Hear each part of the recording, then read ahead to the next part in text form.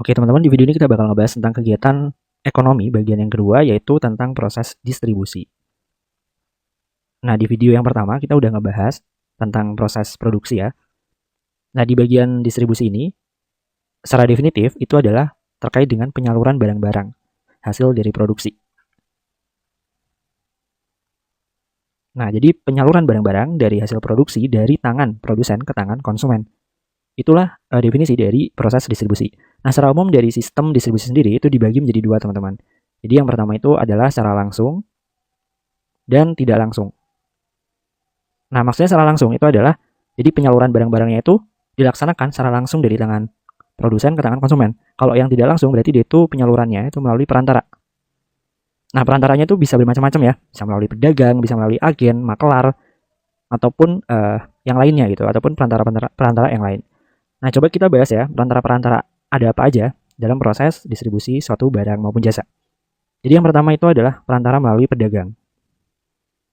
Nah, pedagang sendiri ini dibagi menjadi dua. Yang pertama itu ada pedagang besar, dan yang kedua itu adalah pedagang eceran. Kalau pedagang besar, itu adalah pedagang yang melakukan pembelian barang dengan jumlah yang besar, atau dalam partai besar. Contohnya adalah distributor. Kemudian grosir. Nah, sedangkan eceran atau retailer, dia itu pedagang yang secara langsung melayani konsumen.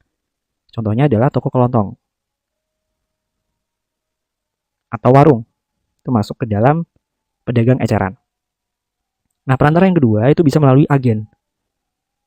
Nah, agen sendiri itu adalah perantara yang menjual barang hasil produksi suatu perusahaan tertentu. Contohnya misalkan di sini ada agen LPG, maka dia bakal menjual LPG aja. Ataupun agen sepatu, maka dia bakal ngejual sepatu dari merek X gitu. Jadi dari suatu perusahaan tertentu. Kemudian yang ketiga bisa melalui maklar. Nah, maklar itu adalah perantara dari suatu perdagangan atas nama orang lain ya. Dimana dalam proses itu mereka bakal mendapatkan balas jasa. Nah, balas jasanya itu disebut dengan provisi. Kemudian yang keempat adalah bisa melalui komisioner. Nah, ini sebenarnya itu kebalikan dari maklar ya. Kalau komisioner itu perantara atas namanya sendiri. Dan dia bakal mendapatkan balas jasa yang disebut dengan komisi. Nah, kemudian yang kelima, itu bisa melalui kegiatan eksportir maupun impor. Jadi dia bakal bekerja sama dengan para eksportir maupun importir untuk mendistribusikan suatu barang mereka, hasil produksi mereka.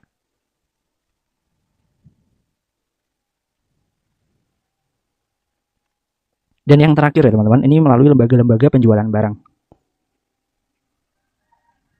Nah, contohnya apa? Lembaga-lembaga penjualan barang. Contohnya itu adalah supermarket. Ataupun koperasi gitu ya. Koperasi konsumsi gitu. Oke, ini aku ulang lagi ya, bahwa di dalam proses distribusi secara definitif sendiri merupakan penyaluran barang-barang hasil produksi dari tangan produsen ke tangan konsumen. Nah, secara sistem distribusi sendiri pada umumnya dibagi menjadi dua, yaitu secara langsung dan tidak langsung. Kalau tidak langsung berarti dia itu melalui perantara. Nah, perantaranya ada apa aja? Yang pertama itu bisa melalui pedagang. Yang kedua bisa melalui agen. Dan yang ketiga bisa melalui maklar. Yang keempat bisa komisioner. Yang kelima bisa melalui kerjasama dengan para eksportir maupun importir.